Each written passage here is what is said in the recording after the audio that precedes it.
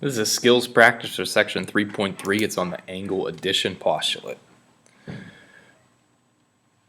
We're going to refer to this figure, use some given information to find the measure of an angle.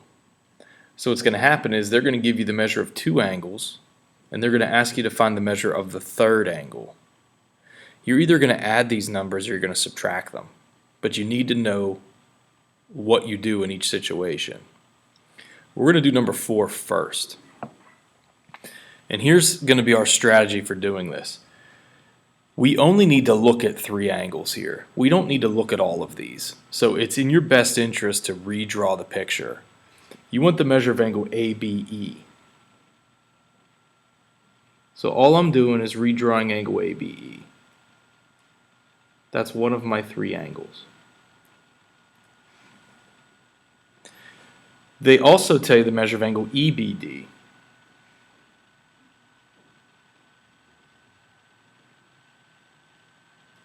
Which is another one of your 3 angles. Now at this point you have your 2 little angles. And then the combination of those 2 little angles makes your big angle. And if you notice, that's what they're asking you to find. What's the measure of angle ABD? I think it's real easy to determine what you're going to do. Are you going to add or subtract? Definitely going to add in this problem because you have the 2 little angles. So 105 plus 46 gives you 151.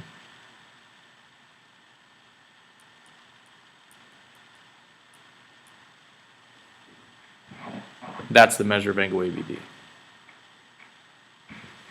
We're going to back up to number 1. They give you the measure of angle ABE, the measure of angle ABF, find the measure of angle 2. Redraw your picture. So I'm going to draw angle ABE.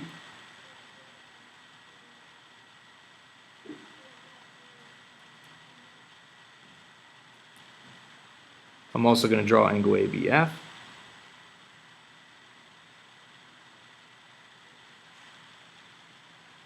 They tell you the measure of angle ABF is 65 degrees.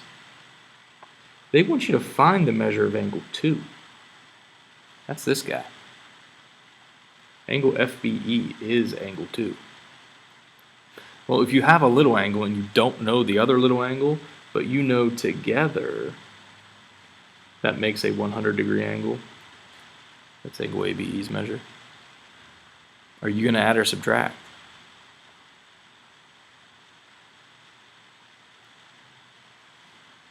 You're going to subtract because you have the big angle. So all of these problems, even though they might look confusing, all you're going to do is either add them or subtract the numbers that they give you. If the diagram looks like this, add them. If it looks like this, subtract. What is 100 minus 65? 35.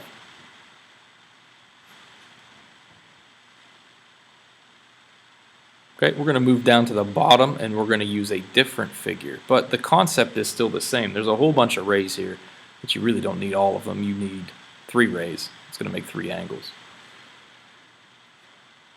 Measure of angle WAZ is 95, and the measure of angle ZAO is 40. Find the measure of angle WAO.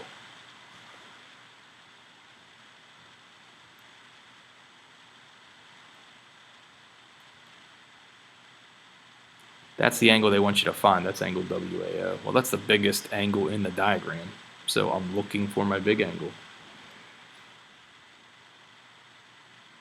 I'm going to draw this other ray on here also because notice how that makes angle WAZ and angle ZAO. You got a 95 and you got a 40. Add or subtract. Okay, I'm going to add those angles because you have the 2 little angles. You want the big one.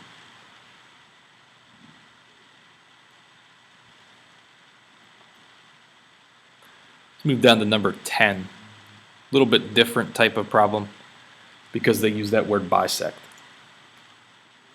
And maybe that seems more complicated to you, but it actually makes the problem way easier.